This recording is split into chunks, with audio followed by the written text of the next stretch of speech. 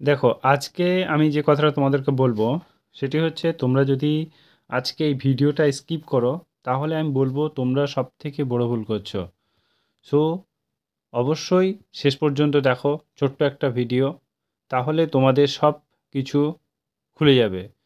তোমরা যেটা বুঝতে পারছো না সেটাও বুঝতে পারবে, কি হচ্ছে কি হচ্ছে না। ঠিক আছে, চলো স্টার্ট করা যাক। তার আগে যারা আমার চ্যানেলে নতুন, আওয়ার স্টাডি চ্যানেলে নতুন, অবশ্যই চ্যানেলটিকে সাবস্ক্রাইব করে দিও এবং টেলিগ্রাম চ্যানেলে জয়েন হতে ভুলো না, কারণ ওখানে আমি সর্বপ্রথম অফিসিয়াল নোটিশগুলো ওখানে আমি সব থেকে আগে সেন্ড করি। ঠিক আছে, চলো স্টার্ট করা যাক। দেখো, এখানে বলেছে ডাব্লিউইডাব্লিউএস থাকলেই ডাব্লিউপি কেপিতে খেলা শেষ। কেন? আমি বারবার বলছি তোমাদেরকে যে ইডাব্লিউএস থাকলে কী হবে জানো তো? আর তোমাদেরকে আগে একটা কথা বলে নিই, তারপরে ওই ব্যাপারটা বলবো।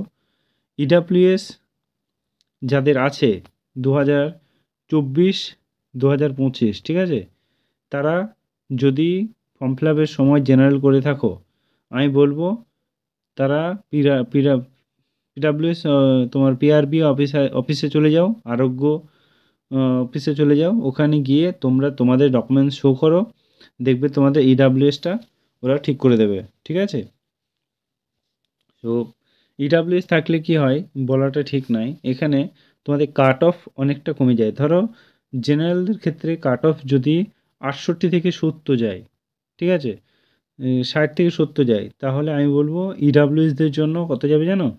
ইডাব্লিউএসদের জন্য যাবে 50 থেকে 55। মানে ভাবতে পারছো, ইডাব্লিউএস যাদের কম জমি জায়গা, যাদের কম আর্থিক সমস্যা, যাদের আছে, তারা অবশ্যই এই ইডাব্লিউএস ফর্মটা ফিল আপ করে নিও। এই ইডাব্লিউএস সার্টিফিকেটটা বানিয়ে নিও। আমি বলবো সবাইকে যে যাদের ইডাব্লিউএস নেই, দেখবে ইউটিউবে ভিডিওগুলো, আমার প্রচুর ভিডিও আছে, আর তোমরা যদি কমেন্টে জানাও আমি অবশ্যই একটা ভিডিও বানিয়ে দেবো। ইডাব্লিউএস যাদের নেই, যদি আর্থিক সমস্যা থাকে, অবশ্যই তোমরা ইডাব্লিউএসটা বিডিও অফিস থেকে বানিয়ে নিও। তাহলে কী হবে, তোমাদের 10-12 কাট অফ কমে যাবে। আমি বলছি না যে কমবেই, কমতে পারে, ঠিক আছে। সো চেষ্টা করো ওটা বানিয়ে নেওয়ার। আর যারা আছে তারা আরোগ্য অফিসে গিয়ে অ্যাপ্লাই বলে ওটা ঠিক করে নিয়ে এসো, তাহলে তোমাদের নেক্সট কোনো পরীক্ষা দিতে, ধরো ফর্মটা ফিল আপ করে দিয়েছো, ঠিক আছে, তারপরে তুমি ইডাব্লিউএসটা সার্টিফিকেটটা হাতে পেয়েছো, এখনও সময় আছে। আরোগ্য অফিসে গিয়ে তোমরা 5 তলায় বিল্ডিংয়ে চলে যাও, ওখানে গেলেই তোমরা সব কিছু বুঝতে পারবে। ঠিক আছে, এবার দেখো ইডাব্লিউএস ব্যাপারটা শেষ হলো। এবার আসছি ডাব্লিউপি কেপি এক্সাম, আর 70 দিন বাকি। এই 70 দিন তোমাদের হচ্ছে গোল্ডেন যুগ। এই 70 দিন তোমরা যদি কাজে লাগাতে পারো, তাহলে আমি বলবো তোমাদের চাকরি নিশ্চিত। কেননা এই 70 দিন প্রতিদিন তোমাদেরকে একটা করে মক টেস্ট দিতে হবে, প্রতিদিন একটা করে চ্যাপ্টার রিভিশন দিতে হবে, প্রতিদিন পড়াশোনাটা চালিয়ে যেতে হবে। 7 দিন কারো কথা না ভেবে পড়াশোনাটা শুরু করো, দেখবে লাইফ চেঞ্জ হয়ে যাবে। আরে ভাই, পৃথিবীতে কাকে দেখে তুমি ভয় পাচ্ছ? কেউ কারো না এই পৃথিবীতে। নিজের না থাকলে কেউ ভাই কেরাবে না, কেউ সম্মানও করবে না, কেউ পাত্তাও দেবে না। ঠিক আছে, সো কারো কথা না শুনে, কারো কথা না ভেবে পড়াশোনাটা শুরু করো। এখনও 70 দিন টাইম আছে। কেউ যদি এখনও শুরু করে, আমার মনে হয় সেও চাকরি পেতে পারে। ওকে, এবার ডাব্লিউপিতে কেপিতে অনেক কিছু পরিবর্তন। কী পরিবর্তন হতে চলেছে? পরিবর্তনটা এ হতে চলেছে যে নেক্সট যে তোমাদের ফর্মটা ফিল আপ হবে কিছুদিন পরে, সেখানে মেয়েদের অনেক ছাড়ের ব্যাপারটা অনেক কমতে পারে।